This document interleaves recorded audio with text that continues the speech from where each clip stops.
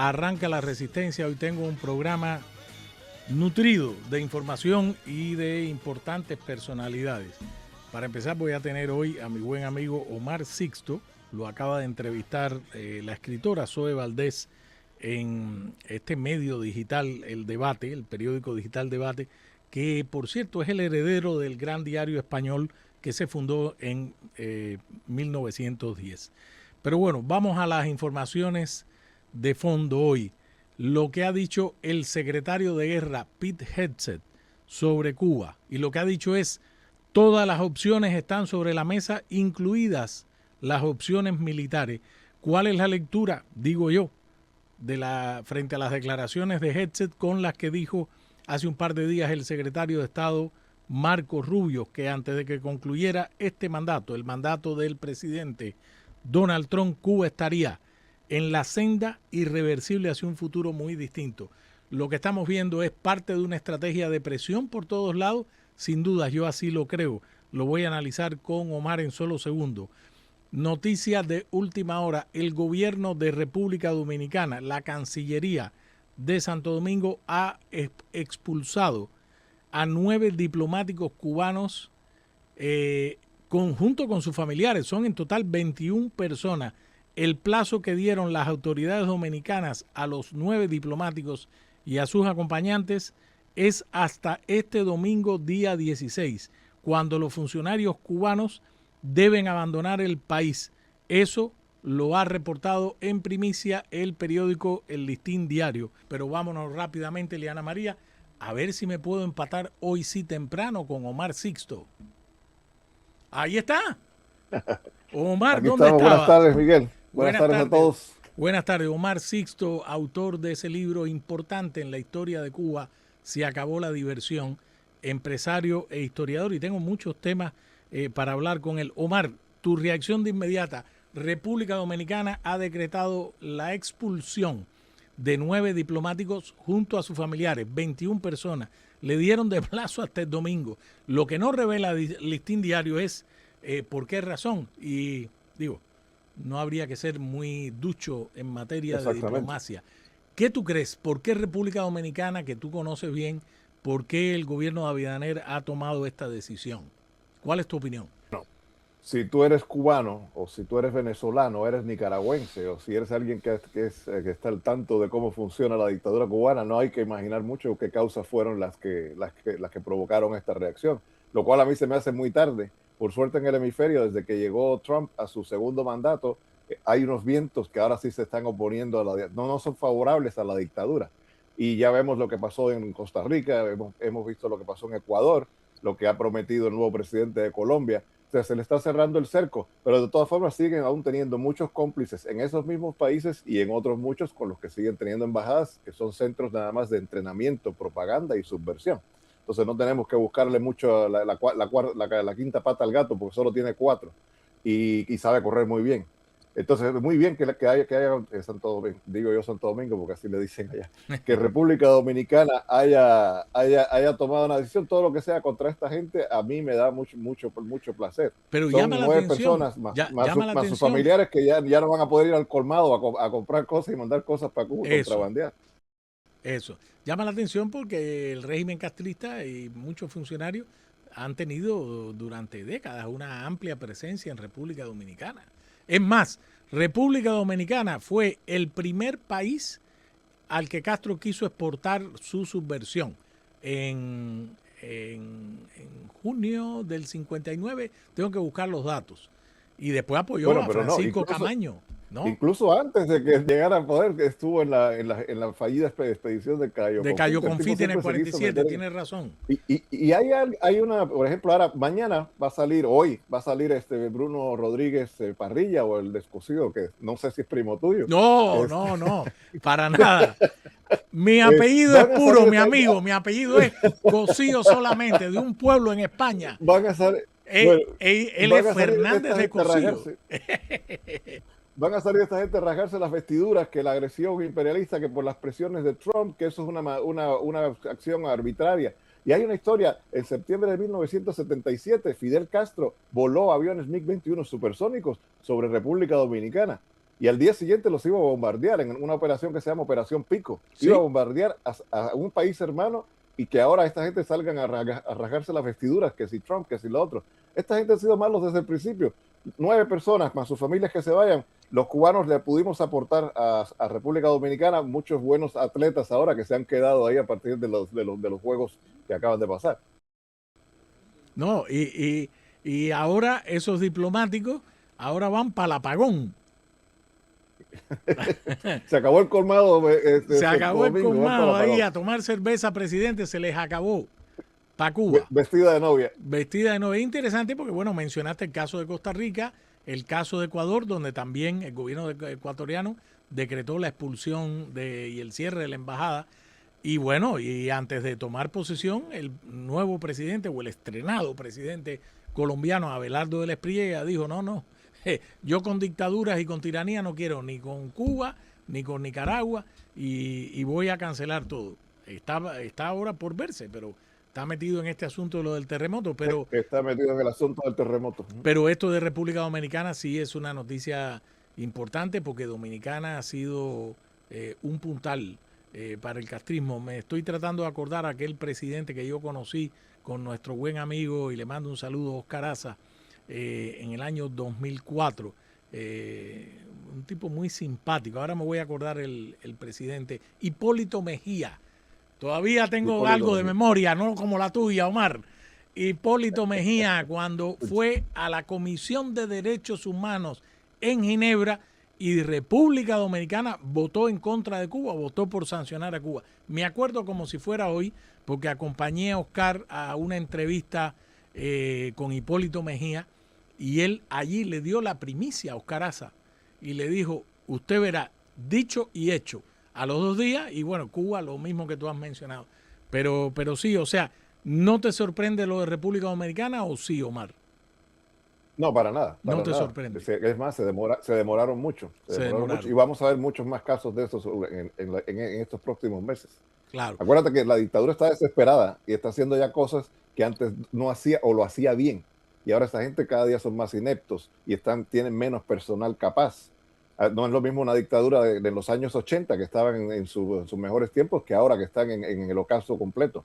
Entonces vamos a ver muchos más casos de esto. Te voy a poner el video. Te dejo una pregunta al aire que era si tú creías que parte de tanto las declaraciones de Marco Rubio como ahora las de Pete Hegseth correspondían a una estrategia, sí o no, o son declaraciones por separado que no guardan una relación. Me extraña, pero vamos a ir primero a Pete Hegseth, lo que ha dicho el secretario de Guerra. Como ya he dicho antes, y creo que ustedes han visto lo que sucedió en otros casos, todas las opciones están sobre la mesa, incluidas las militares. Y creo que Cuba haría bien en prestar atención a la disposición del presidente Trump a hacer valer las prerrogativas estratégicas estadounidenses. Y ciertamente no hay rival para Estados Unidos. Si observamos la influencia extranjera en nuestro hemisferio, ha sido mínima. Los rusos, los cubanos y los iraníes en Venezuela, la forma en que estos países se han acercado a Estados Unidos, a la conferencia de comandos, a esta alianza, demuestran que comprenden dónde reside el equilibrio de poder, especialmente en este hemisferio. Y esto sin duda se aplica a Cuba, así que tendremos muchas opciones allí y las esperamos con interés. Primero, antes que me responda la pregunta que te dejé al aire, tu reacción a las declaraciones puras, solo de Hegseth, ¿cómo las interpretas? A mí me encanta cuando alguien habla firme y un militar tiene que hablar firme. Sí, porque estuvimos casi 2 décadas con militares norteamericanos que parecía que estaban enseñando a personas en un college. Entonces ahora está muy bien que sea así. Y que es una estrategia, es una estrategia. Que me guste completamente la estrategia, te puedo decir que no. Porque a mí me encanta. Yo tengo el corazón en Cuba. Sí, a mí me encanta como ciudadano norteamericano, pero mi corazoncito todavía sigue ahí sentado en La Habana, paseando por las calles de La Habana, yendo a Pinar del Río o a Matanzas o a donde sea. La estrategia es esta, la que ya la sabemos y está todo. Marco Rubio lo acaba de decir también. La estrategia es recuperar el papel de Estados Unidos en este hemisferio. Lo han hecho en Venezuela, mantener y meterse lo menos posible en cada país. O sea, llegar a poner a cada país en el tablero regional donde le conviene a Estados Unidos. Lo cual nosotros los cubanos, por carambola, los cubanos y los cubanos de la isla, por carambola, vamos a salir beneficiados. No en el sueño inicial que tuvimos aquel final de enero de este año, Pero bueno, hay que ir adaptándose. También tenemos la responsabilidad, los cubanos de la isla tienen su propia responsabilidad de sus propias vidas. Desde el punto de vista norteamericano, la administración está haciendo totalmente lo correcto, lo que debería de hacer. Un país no es una nodriza para estar salvando personas. Ya si es una masacre, un genocidio, que en Cuba lo es, pero lamentablemente la dictadura ha sabido disfrazarlo y tener a todo el mundo, excepto a nosotros que estamos aquí, diciéndole un día sí y otro también, al resto del mundo no les importa mucho la situación de Cuba. Pero la estrategia ahí está, y sí está coordinadísima. Y fíjate lo que dice el secretario de Guerra, dice que son las prerrogativas estratégicas. O sea, estás hablando de una doctrina de Monroe siglo XXI, lo cual yo veo muy correcta, porque esto aquí, el hemisferio era, si tú vas a Centroamérica, que yo voy mucho, ahí están los chinos metidos por todos lados, todas las obras públicas en Costa Rica, en muchos países, en Panamá, están metidos los chinos, pero a nivel medular. Eso va a ser una labor titánica también, si Estados Unidos quiere de verdad recuperar su papel en el hemisferio, tiene que trabajar bastante, porque los chinos están hasta dentro. Fíjate que Hegseth apunta a varias cosas.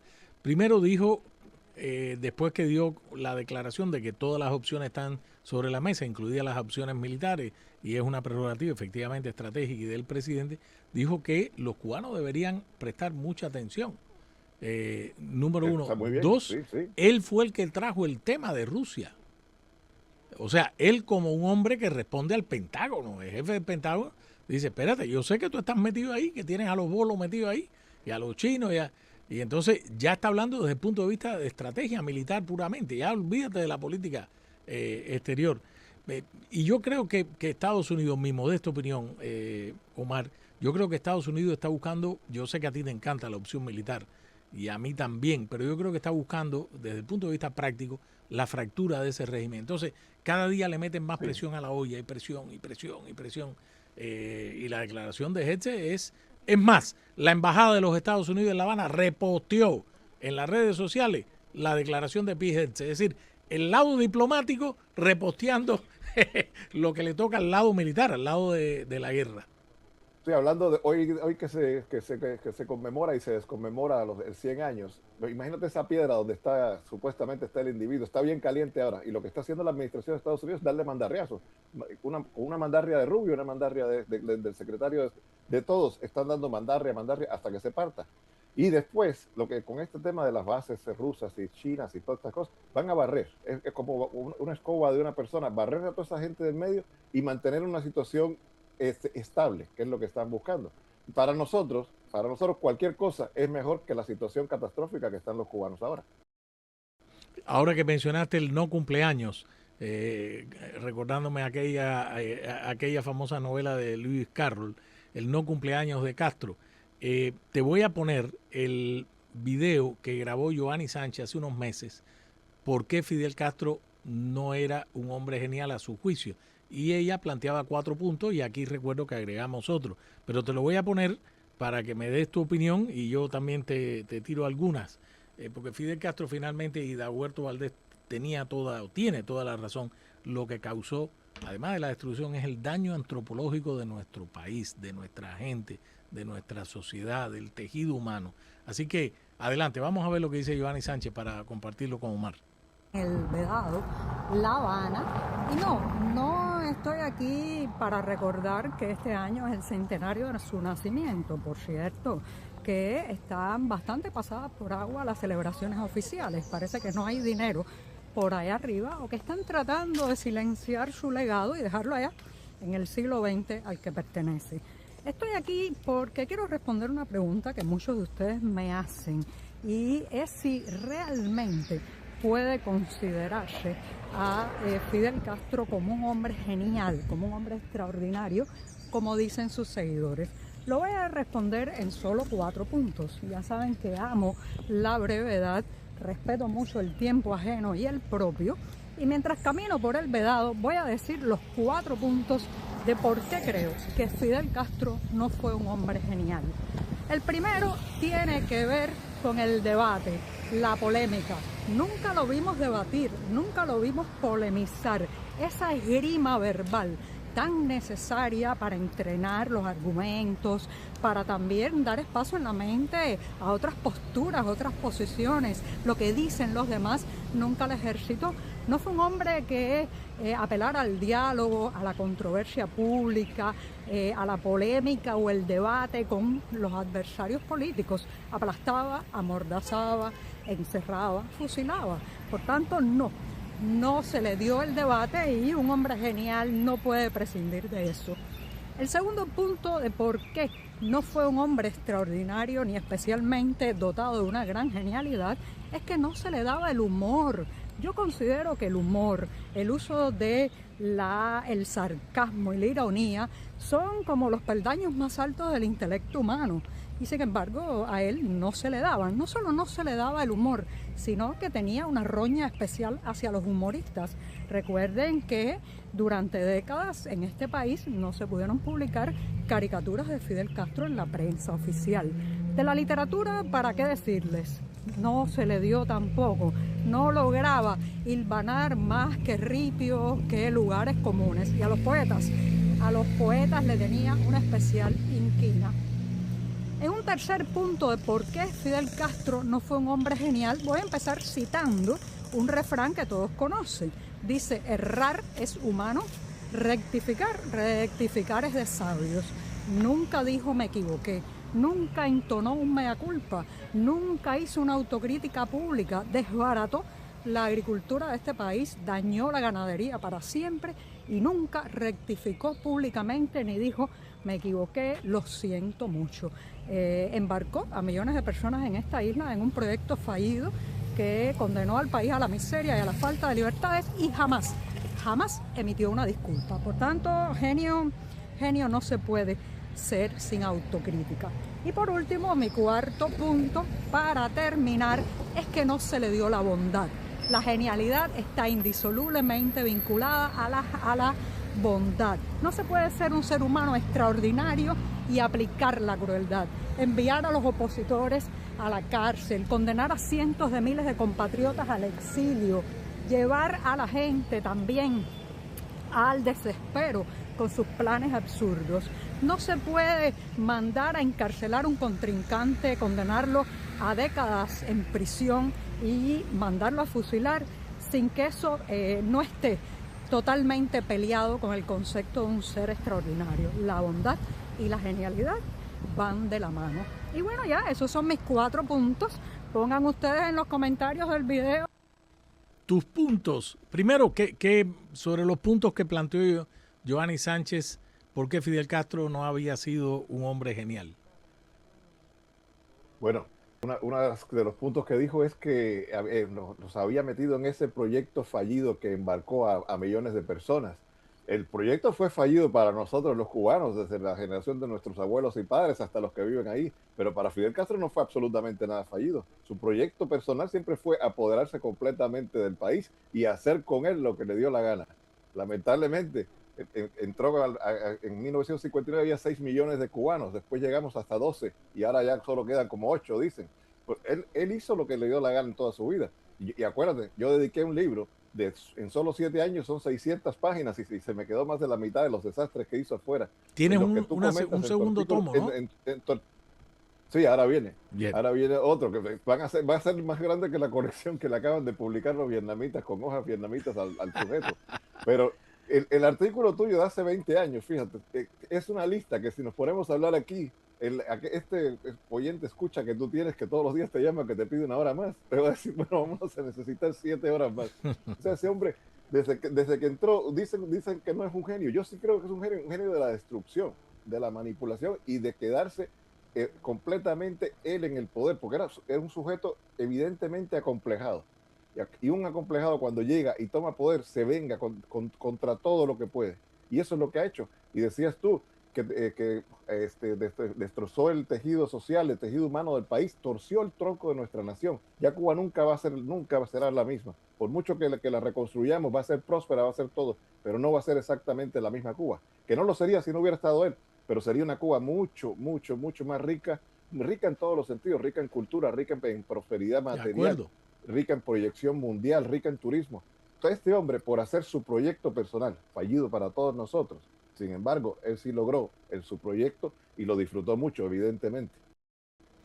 Yo apuntaría dos cosas por qué no es un hombre genial. Yo entiendo que lo que está diciendo Giovanni es genial en el sentido de la construcción, de la aportación, de la creación. Un destructor. Tú estás planteando el otro ángulo de la perversidad, un destructor, exacto. Yo te diría un par de puntos. Uno, bueno, en tu libro está, o sea, no lo tengo que explicar, el libro de Omar Sixto, Se acabó la diversión. El fracaso económico desde el día uno. Es más, una de las preguntas que le hace Zoé Valdés en esta extraordinaria entrevista que publicó El Debate con Omar Sixto, ahí hay una de las preguntas y la explicación tuya es muy concisa pero con mucho contenido, explicando que la dictadura cubana desde el 59 no se sostuvo únicamente con los subsidios soviéticos. Pero los dos puntos que yo añadiría, bueno, la destrucción económica, como tú lo has descrito en tu libro, y el otro es Fidel Castro, lejos de lo que ha vendido la propaganda castrista, no era un hombre de ideas, no era un ideólogo, no era un filósofo, no era Gramsci, no era Lenin, que eran hombres perversos y malos, dictadores también, y no tenía ideas propias, es decir, le copió a Mussolini, le copió a Hitler, copió lo peor de lo peor. Entonces, Fidel Castro no era un pensador. Eso que tú acabas de decir, que le quieren publicar las obras en papel vietnamita, por tu madre, por Dios. Entonces, va a pasar a la historia. Yo creo que a él ni siquiera le importaba eso a pesar del gran ego que tenía. Era el poder hoy. Y desgraciadamente murió en su cama. Algunas crónicas dicen que murió enfermo. Claro que murió enfermo, pero en malas condiciones, que se ahogó, que lo que sea. Pero de todas maneras, la destrucción que ha dejado este hombre y el hermano, por Dios. ¿Te entiendes el dolor que tenemos todos? Hace 67 años Cuba era un país próspero, autosuficiente, o sea, funcionaba por sí mismo y era mayormente feliz. Era un país con democracia mancillada por el gobierno autoritario de Batista, pero era un país próspero. Y el legado de Fidel Castro, cuando dicen que el legado, que las ideas, solamente miren la situación de Cuba actual, miren la situación de la catástrofe que nos llevó.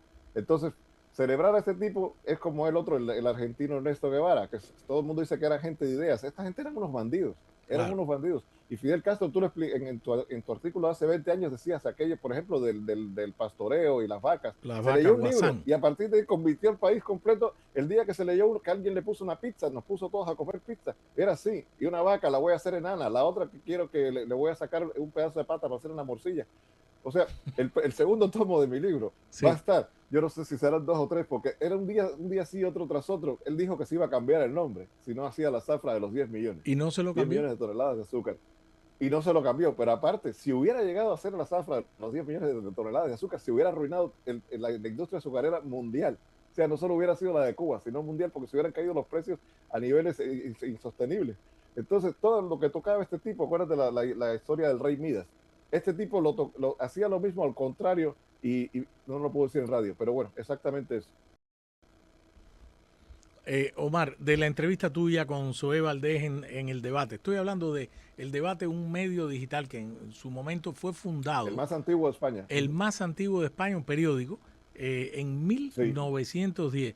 Una entrevista extensa que aquí los medios la deberían reproducir, porque Zoé ha tocado, tuvimos un par de veces conversando tú y yo sobre tu libro en términos generales, pero ella va a cosas puntuales y tú también. Por ejemplo, esa idea de que hay sobre lo que acabo de citar, que la gente está un poco equivocada en el sentido de que fue al principio por los subsidios soviéticos. Y tú dices, no, espérate, no solo fue por eso. Y así, es decir, con los cambios de la historia cubana, ¿era un plan? Esa es la pregunta que tú respondiste, si era un plan. No, el plan principal era quedarse en el poder totalitario y autoritario. Ya. Echó mano del socialismo, que le dicen, y del comunismo, porque eran los soviéticos los que estaban ahí para darle petróleo. Si hubieran sido los jeques árabes, estaríamos nosotros hablando árabe y adorando a Alá. Al sujeto no le importaba quién fuera, que fuera. Si el fascismo hubiera estado de moda, él lo hubiera adoptado. Cualquiera que le mantuviera su circo, que fue lo que montó allí, y su diversión. Por eso digo que se acabó la diversión, porque empezó la de Fidel Castro, no la de nosotros. Él quitó la diversión del cubano para asumir la de él. Y increíblemente personajes así se proyectan en el mundo y la gente les cree y les hace caso. Es como si fueran los influencers de hoy o los artistas. Que hoy, un artista sin talento de pronto puede ser muy famoso. ¿Para cuándo estará el caso. ¿Cuándo piensas publicar el siguiente tomo de Se acabó la diversión? Por cierto, Se acabó la diversión es aquella canción de Carlos Puebla que todo lo contrario, planteaba una adulación musical a Fidel Castro. Y Omar lo cogió por el lado humorístico, algo que le faltaba a Fidel, y Se acabó la diversión porque destrozó el país. ¿Para cuándo estará tu siguiente tomo, la segunda parte de Se acabó la diversión? Primero va a salir uno que es de la historia del ferrocarril cubano, que fue el primero que se hizo en Hispanoamérica, y antes que España. Pero bueno, el segundo tomo va adelantado, pero mientras Cuba no sea libre, yo voy a estar dedicado más tiempo a hacer lo que pueda, aportar el granito de arena para impulsar un poquito el proyecto de sacar a nuestra gente de la comunidad primitiva en la que nos tienen metido hoy. También, pero sí, va a salir, el año que entra sale. Y el año que entra tenemos que tener una Cuba libre también. Espero eso, Omar. Omar, siempre eres bienvenido aquí a La Resistencia, siempre tienes un ángulo distinto al que normalmente por el que uno piensa tomar el toro por los cuernos. Y nada, me has dicho algo que... Yo disfruto llevarte la contraria. Me has dicho algo que lo dejo para el siguiente programa. ¿Está pensando Omar Sixto en ir a Cuba, a apoyar a nuestros compatriotas, a echar para adelante allí, a ayudar un poco? Todos lo vamos a hacer. Desde el primer día.